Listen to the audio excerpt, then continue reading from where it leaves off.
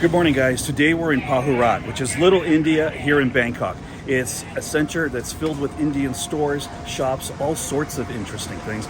We're going to take a walk around, look at some food, look at some other products, and actually I think I've already found the first place I want to go to here, Punjab Sweets. I really love Indian food, and they have one of my favorites here, gulab jamun. It is a delicious pastry that's usually soaked in a very rich cream. It's too early in the morning to have dessert, but I gotta try some of their sweets here.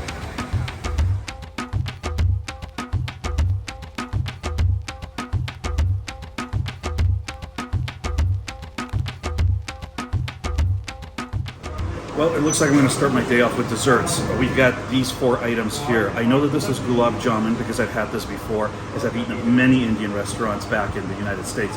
No idea what this little red guy is, what this green guy is, or this other orange thing, but let's start first. First up is this green little morsel. It looks really delicious.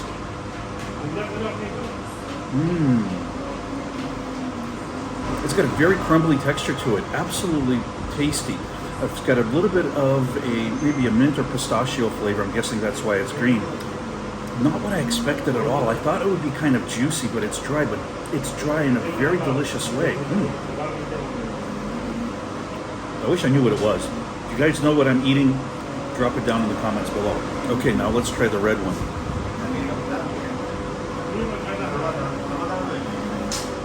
Very similar texture, but it's got a different flavor. I'm not sure what this one is. I prefer the green one so far. I really should learn the names of all these things that I'm eating, but you know, it looks good. I'm gonna try it, figure out what it is later. Now we have this beautiful orange sweets looking thing.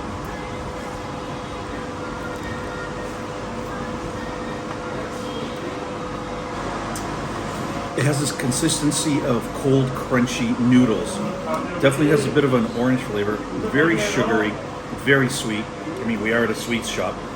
Quite delicious. It's a lot of sugar to start my day off. And I saved the best for last. This is gulab jamun. And I love this. I've had this many times. Wow. It is like a rum-soaked pastry, one of my all-time favorite Indian desserts. This and kheer are 2 of my favorite things in Indian restaurants. It is extremely moist, and it's like deeply, or I should say lightly fried. Or maybe it's not fried at all. Well, that was a delicious little snack in the morning, and all of that came out to be 70 Thai baht, which is the equivalent of $2 US.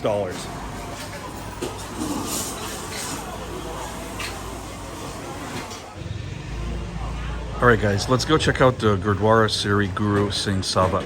This is a Sikh temple. That nice gentleman helped me cover my head because once again, we are in a Sikh temple and traditionally you have to have your head covered.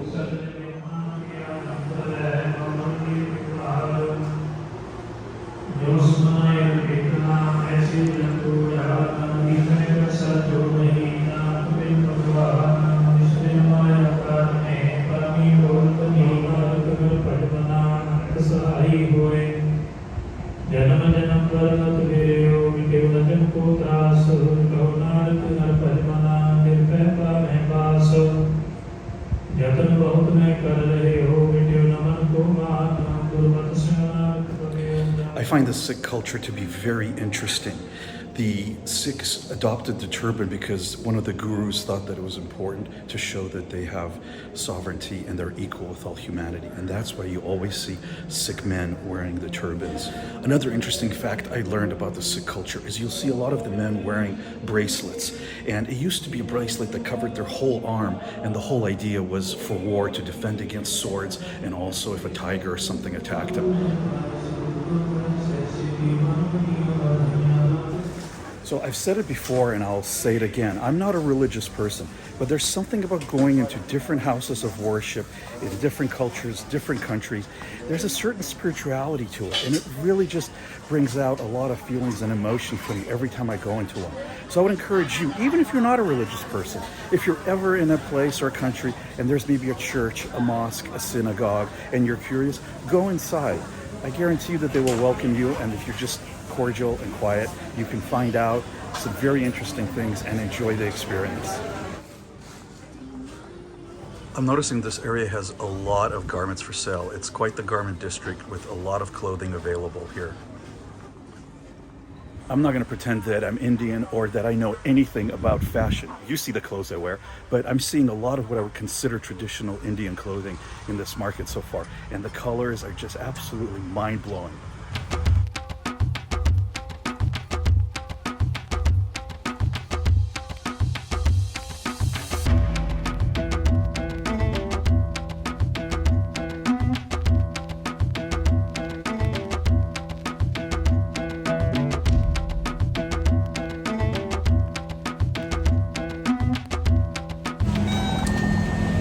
Well, it wouldn't be one of my videos if I didn't go to 7-Eleven and get some Gatorade and one of these little blue towels.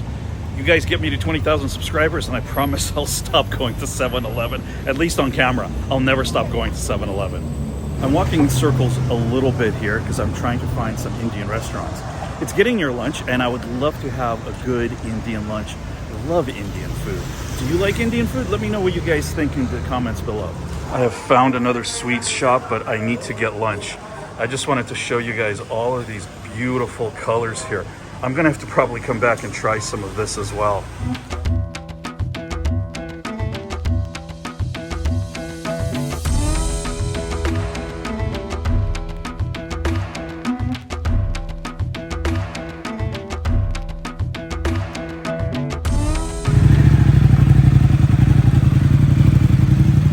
And now for another exercise of crossing the road.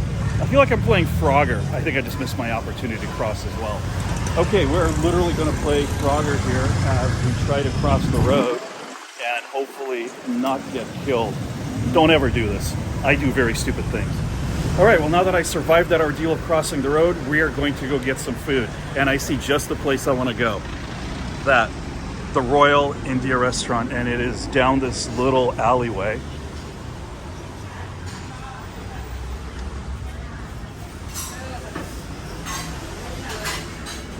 Cup.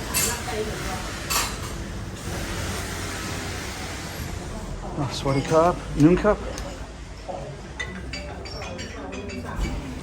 Cup and cup. Lunch has arrived, so I've got myself a non-vegetarian thali, and we've got all sorts of stuff here. Obviously, we've got some of the mint sauce. I believe this is probably chicken, pork. We've got some of the lentils here, rice. There's actually a piece of chicken right there. Gulab jamun again, and naan. And I don't remember the name of this crispy cracker, but it's quite tasty. This looks really good. Also got some Raita, which is a yogurt, and typically they put cucumber in it. It really works great because you can use it to cool off some of the food if it's too spicy. But I just love the taste of it. It's just a very refreshing yogurt, and this one has cucumbers in it, obviously.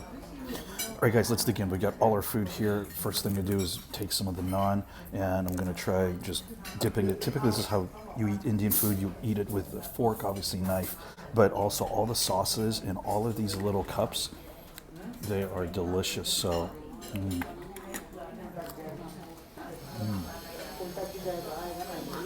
the naan is perfect. It's crispy. It's cooked extremely well. And if you don't know what it is, it's basically a flatbread. I'm really dying to try this Raita because it's one of my favorite things. Let's see how it tastes here.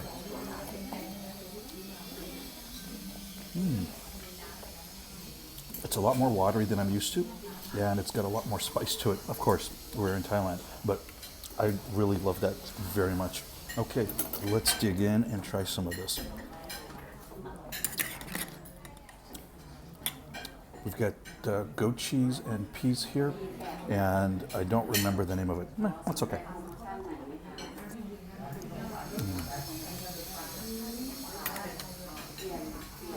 That's really good.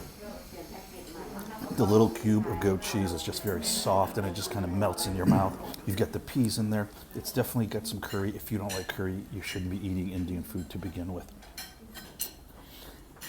You can get some basmati rice over here. A lot of saffron in it, I'm sure. Very flavorful. But the thing I'm really dying to try is this chicken.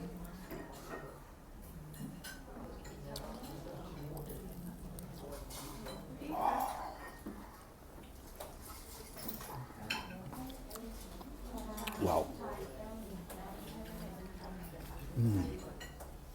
I really missed Indian food.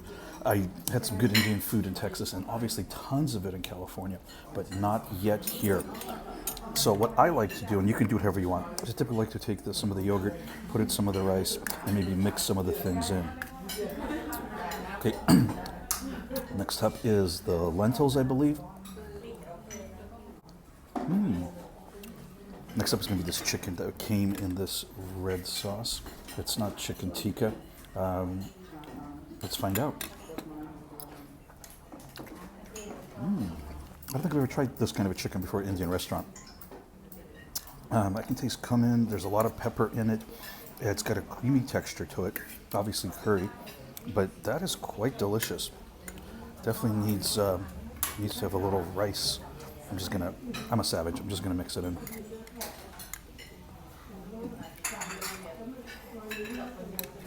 So far, this is excellent. I'm so happy with this Indian meal. I haven't had any Indian food here in Thailand, and I've been wanting to try a couple places. There's one place I want to go to that's near me that's a very high-end place, but I wanted to come something here while I was in Little India and try it out. Almost forgot. The green mint sauce here.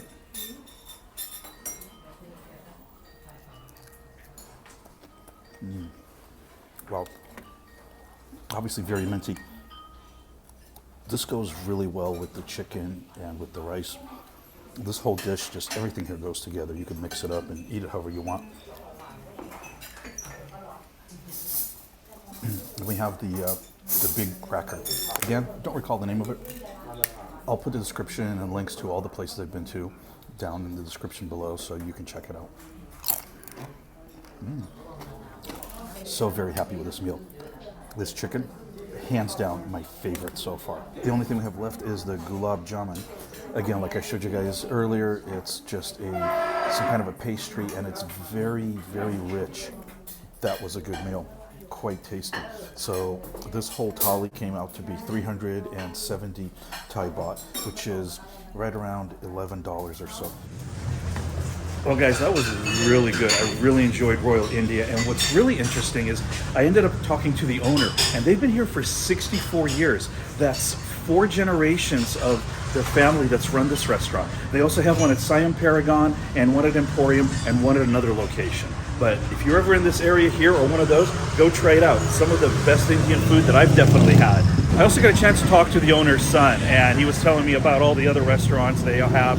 One of the things they mentioned is that there's not a lot of Indian businesses here that are still open because of the pandemic. So unfortunately, there isn't as much as I was hoping to see, but there's still a few other things here to check out. And maybe we'll go find another wat or something else to take a look while we're here. The day is still young. And now again, Game of Frogger across the street because I want to get over there to India Emporium so we can take a look in there. Let's try and do this. And I'm still alive.